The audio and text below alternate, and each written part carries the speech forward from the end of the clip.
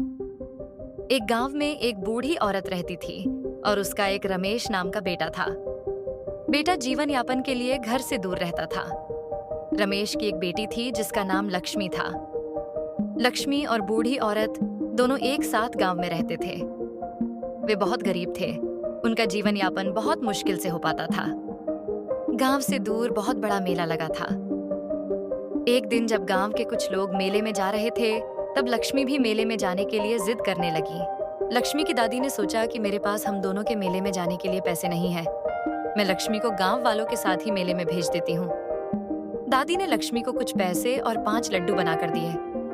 दादी ने लक्ष्मी से कहा, 5 लड्डू में से 1 लड्डू गणेश जी को खिला देना और 4 लड्डू तू खा लेना। लक्ष्मी खुशी खुशी गांव वालों के साथ मेला देखने चली गई।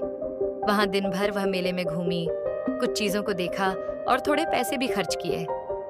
आखिरी में वह जब गणेश जी के मंदिर में गई, सब गांव वालों ने गणेश जी के दर्शन करके प्रसाद खाया।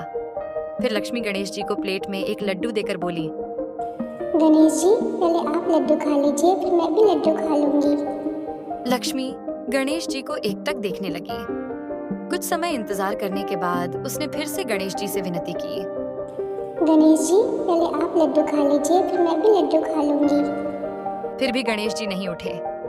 लक्ष्मी ने फिर से विनती की। ऐसा करते करते शाम के 7 बज गए। सब गांव वाले अपने घर को लौट गए, पर लक्ष्मी नहीं गई।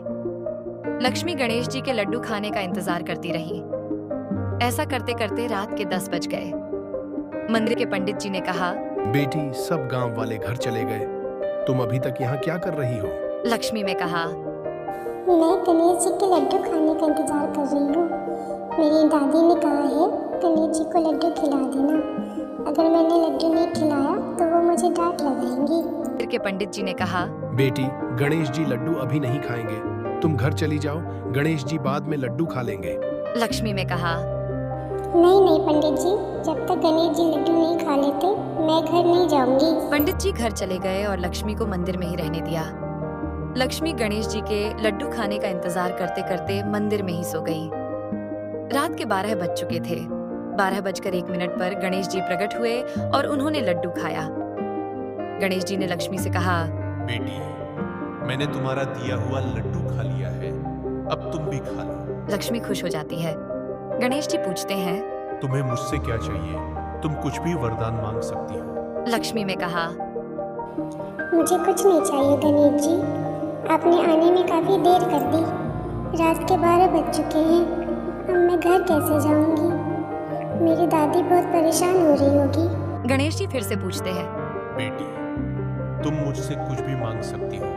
लक्ष्मी ने कहा, नहीं गणेश जी, आप मुझे घर पहुंचा दीजिए। मेरी दादी परेशान हो रही होगी, वो सब जगह मेरे बारे में पूछ रही होगी। गणेश जी अपने आसन से उठे। एक सोने की रथ में कुछ कपड़े और पैसे रखकर छोटी बच्ची के साथ उसकी गांव की तरफ चल पड़े। गांव पहुंचते पहुंचते रात के 3 बज गए थे। दादी का रो रो के बुरा हाल था। दादी ने जैसे ही लक्ष्मी को देखा, दादी खुश हो गई। दादी ने पूछा, बेटी, इतनी देर कहाँ हो गई? सब गांव वाले गांव वापस आ गए। लक्ष्मी ने कहा, दादी, आपने गणेश जी को लड्डू खिलाने को कहा था ना, इसी में देर हो गई। दादी ने पूछा, बेटी, तू घर कैसे आई? लक्ष्मी ने कहा, मुझे गणेश जी छोड़ने आए हैं। दादी ने लक्ष्मी से कहा, बेटी, गणेश जी कैसे आ सकते हैं? दादी, गणेश जी आए हैं, आप उन्हें अंदर बुलाओ। दादी ने बाहर जाकर देखा, साक्षात गणेश जी उनके घर के बाहर खड़े थे।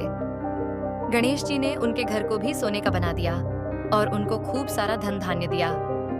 शिक्षा, ऐसी भक्ति और सच्चाई बच्चों में ही देखने को मिलती है। ऐसी मजेदार कहानियां देखने के लिए हमारे चैनल को सब्सक्राइब करें, वीडियो को लाइक करें एंड शेयर करें। Thank you.